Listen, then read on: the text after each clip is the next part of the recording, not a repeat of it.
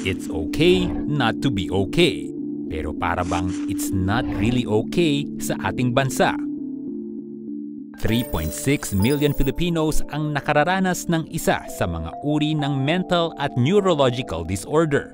At 88 mental health cases lamang ang naire-report sa bawat 100,000 na Pilipino. Ang tanong tuloy, bakit maraming Pinoy ang hirap humingi ng tulong para sa mental health? Here's what you need to know. Mental health matters. Ang simpleng pagkalungkot maaring mauwi sa mas malalang karamdaman. Maraming uri ng mental health problems at disorder.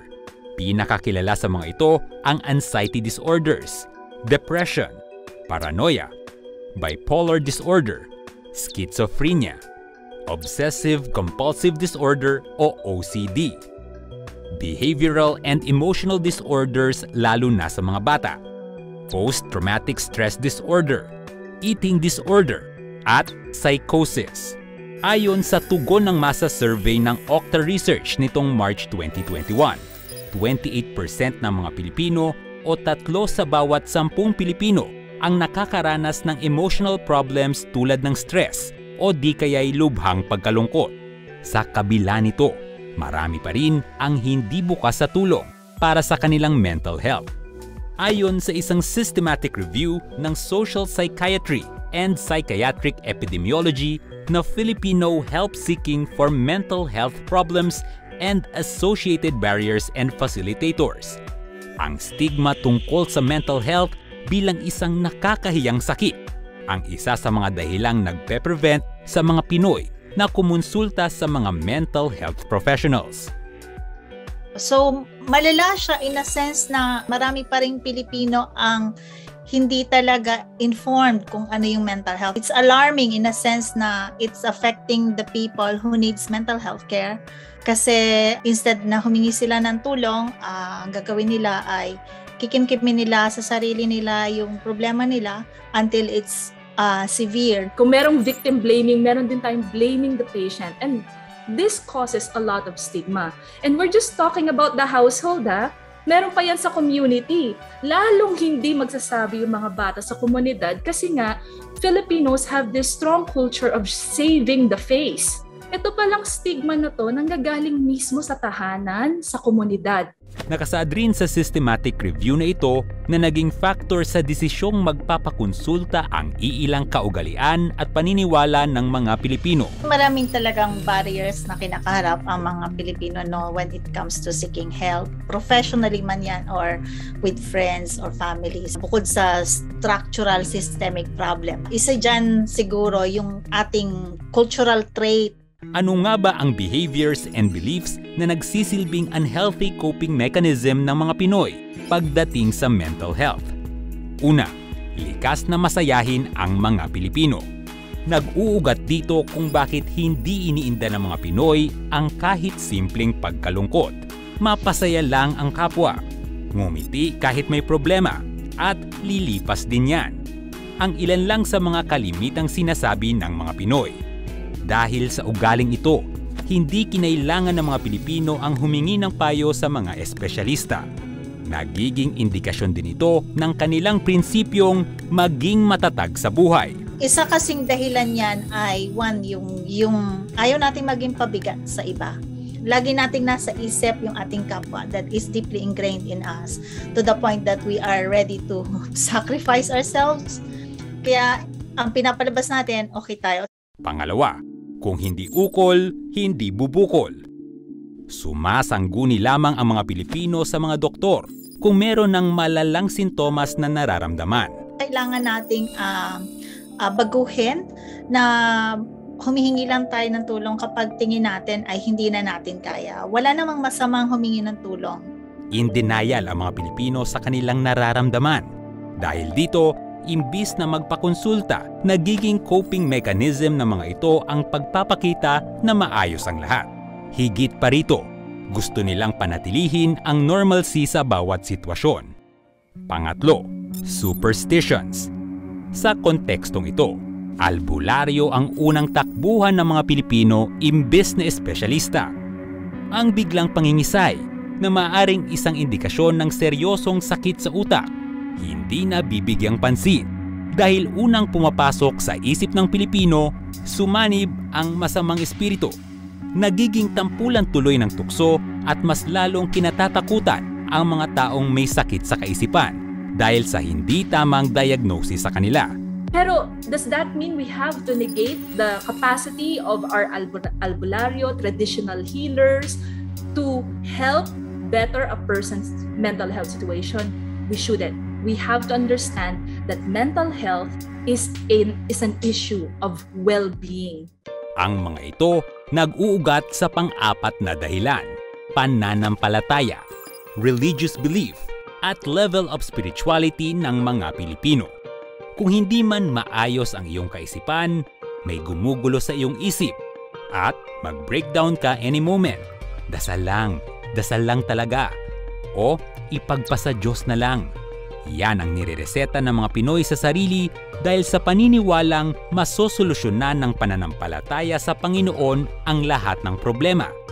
Kaya hindi na nagagawa ng maraming dumulog pa sa mga mental health facility dahil may simbahan na bukas para sa kanila. Bahagi din yan siguro ng kakulangan sa impormasyon ng mga tao kasi nga kulang din naman talaga yung pagpapaliwanag tungkol sa nature ng mental health and illness. May mga pagkakataon din naman na yung ating spiritual belief can actually help us. Cultural practice yun ng mga tao. Pero kailangan silang i-educate kung paano i-handle lalo yung mga malalalang cases.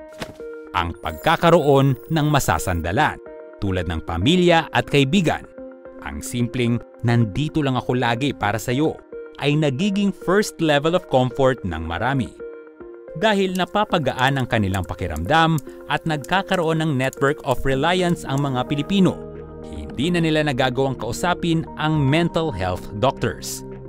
Bagamat mainam ang social support sa mental health, nagiging protective factor ito para makapag-distress at isantabi ang ibang mas nakababahalang sintomas ng mental disorder. Kaya ang mainam pa ring approach dyan, yun nga, keep an open mind, laging magsabi na I'm here to support you kung kailangan mo ng tulong. But of course, we don't promise anything kasi ang siguro isang that could be disappointing and could possibly be triggering sa taong nagkakaroon ng problema sa mental health ay kung nag-promise ka ng support tapos in the end bibitiw ka. Is it helpful that we have several avenues wherein people are saying, I'm here to listen? And so the best thing to do during those times when someone is talking to you, someone is telling you what's going on, is to listen. Kung wala kang training, try not to give suggestions. Try to just listen and then provide the names, the actual names of these people, the institutions where these people are from, and provide assistance in reaching out to those people.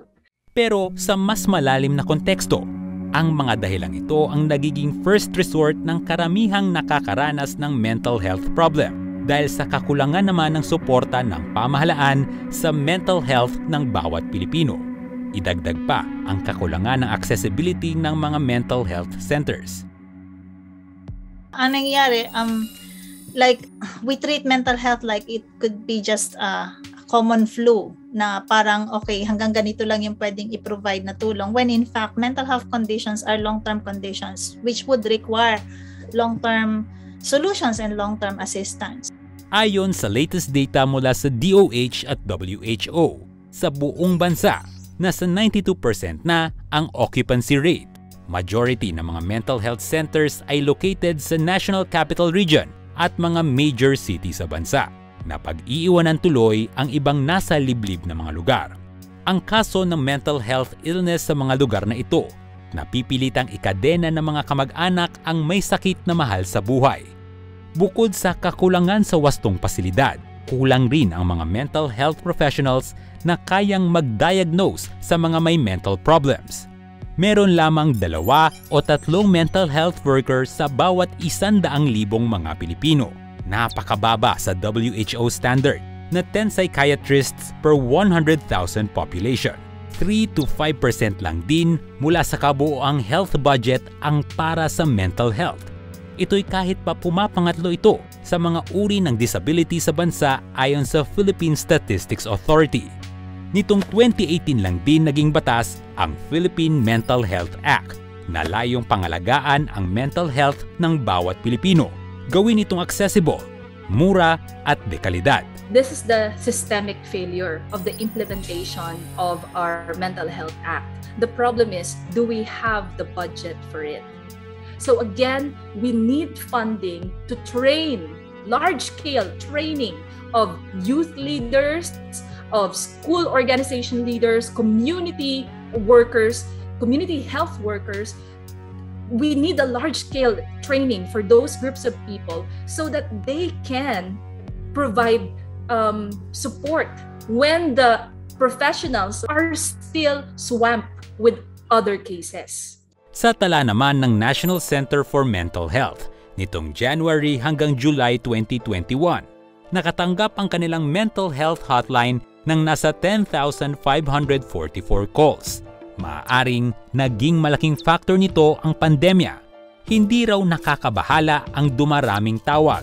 Mas mainam daw ito at mas nagiging bukas na ang Pilipinong kumonsulta sa mga mental health professionals. We also need to recognize that each individual can be vulnerable. There's no harm in saying na lahat tayo ay posibleng magkaroon yan, dumaan sa ganyan. It's a recognition on our part na malaki din yung naitutulong. Tsaka syempre, idagdag pa yung sabi ko lagi, lack of information, lack of awareness. We have to let everyone in our society, in our community, to take part in building a society that is accepting and helpful towards the achievement of mental health. Tandaan na mental health matters. You matter. Ako si Regit Antonio para sa GMA News.